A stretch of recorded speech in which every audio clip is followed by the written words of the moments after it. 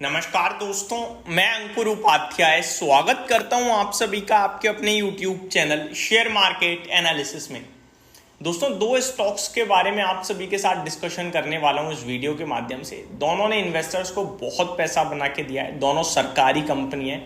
Recent days में almost doubler हो गई हैं, यानी कि डबल कर दिया है आपका पैसा with in 6 to 12 months. In fact more than, मैं आपसे सिर्फ इतना बोलूंगा, इनमें से एक स्टॉक तो ऐसा है जिसने केवल और केवल विद इन 3 to 6 मंथ्स आपका पैसा डबल किया है।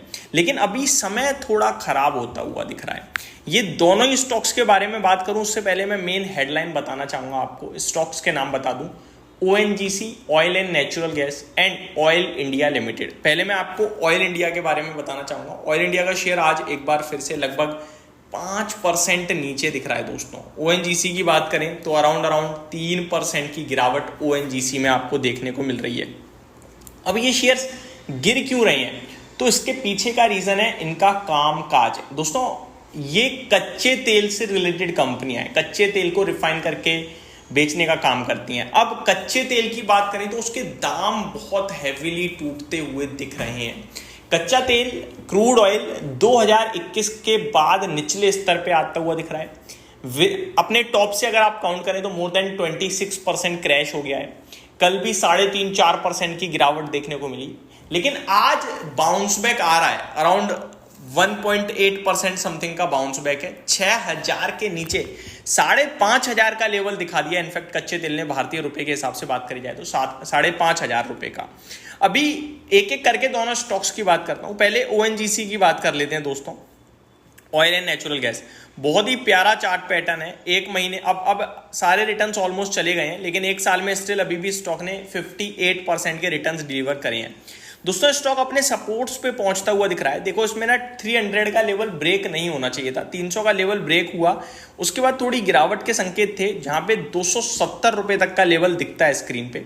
एक हफ्ते के निचले स्तर पे है, एक महीने के निचले स्तर पे है, और 3 महीने का निचला स्तर 270 रुपए का है। उसकी तरफ स्टॉक का प्राइस एग्रेसिवली बढ़ता हुआ दिख रहा है 270। अब सवाल उठता है क्या आएगा क्या। देखो, मैं आपको एक चीज बताना चाहता हूं। अगर ONGC और OIL पे आपको कोई कह रहा है शॉर्ट कर दो, बेचकर भाग जाओ, तो मैं सिर्फ इतना कहूंगा, अगर कच्चे तेल ने बाउंस बैक मारा तो आपका स्टॉप लॉस जरूर हिट करवा देगा। अगर आपने शॉर्ट पोजीशन क्रिएट करी तो वो ऊपर उछलेगा, उसके बाद कच्चा तेल और ऊपर गया, वो और ऊपर उछलेगा, और कच्चा तेल अगर टूट गया तो आप बच जाओगे। लेकिन स्टॉप लॉस हिट करा देगा एक बार कच्चे तेल में बाउंस बैक आ गया तो।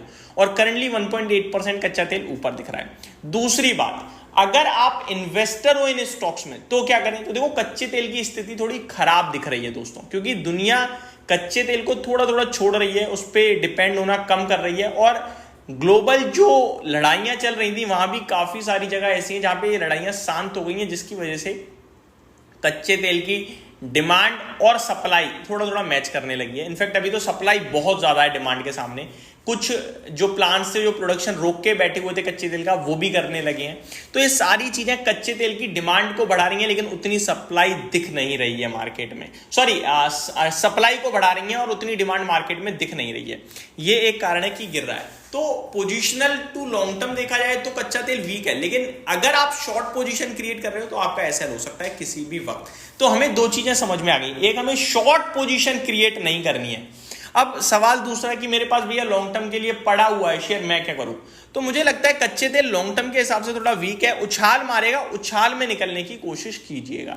उछाल आएगा इतना मैं आपसे कह सकता हूं। वन साइड कच्चा तेल काफी ज्यादा टूट गया है। आज जैसे 2% ऊपर है, कल भी अगर 2% ऊपर हो गया तो ONGC OIL वापस आपको 3 से 4% का एक जंप मार सकते हैं। वहां आप चाहो तो एग्जिट के मौके ढूंढ सकते हो।